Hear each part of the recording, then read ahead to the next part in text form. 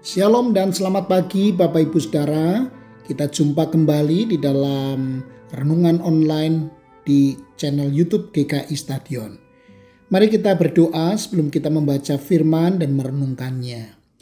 Bapak Surgawi, terima kasih untuk hari yang baru, untuk kesempatan kami boleh menjalani kehidupan pemberian-Mu.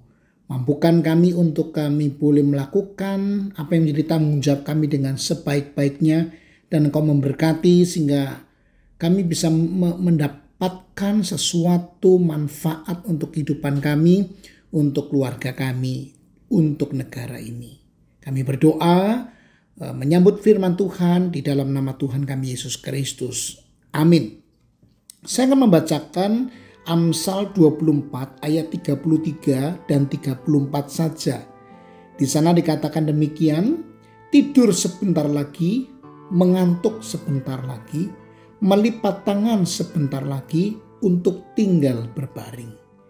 Maka datanglah kemiskinan seperti seorang penyerbu dan kekurangan seperti orang yang bersenjata. Bapak Ibu Saudara yang dikasihi Tuhan, ada beberapa penyebab kemiskinan.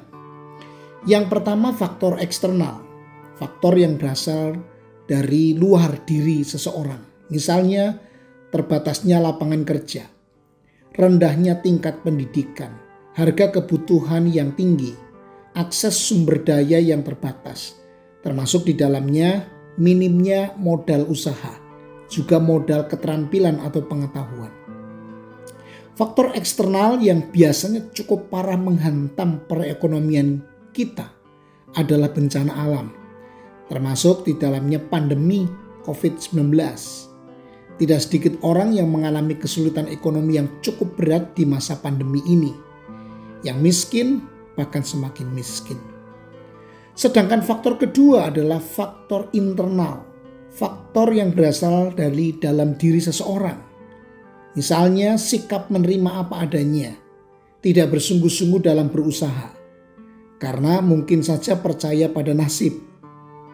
Kondisi fisik yang tidak sempurna. Kondisi sakit sehingga tidak bisa bekerja dan lain sebagainya. Faktor eksternal bisa diupayakan dan sedang terus diupayakan. Negara kita sendiri sedang dengan serius mengentaskan kemiskinan ini. Tetapi faktor internal adalah masalah terbesar dalam mengentaskan kemiskinan. Sikap mental yang nerimo dan malas untuk bekerja, malas untuk berusaha, malas untuk mencoba sesuatu yang baru. Kalau faktor internal ini tidak segera dibereskan, yang miskin akan tetap miskin dan bahkan semakin miskin. Hari ini Bapak Ibu Saudara, firman Tuhan mengingatkan kita untuk membereskan faktor internal yang bisa menyebabkan kemiskinan, yaitu kemalasan. Malas itu tercermin dari sikap menunda. Tidak bersegera melakukan tugasnya, merasa masih ada waktu.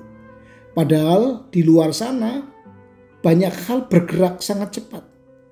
Kalau kita tidak bersegera melakukan tanggung jawab kita, tidak segera mengambil kesempatan, orang lain yang lebih cepat yang akan mendapatkan keuntungan, mendapatkan kesempatan untuk maju. Warga Indonesia butuh direformasi sikap mental malas dan suka menunda ini.